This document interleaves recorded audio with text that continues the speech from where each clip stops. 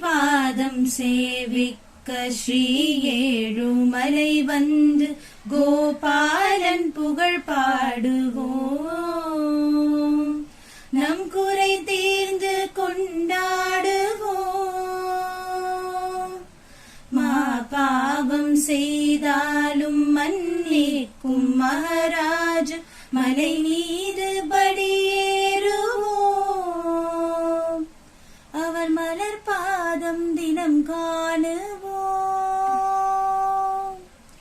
ஒரு கையில் திருச்சங்கு ஒரு கையில் ஸ்ரீ சக்கரம் உலகாலும் நம் நாயகன்.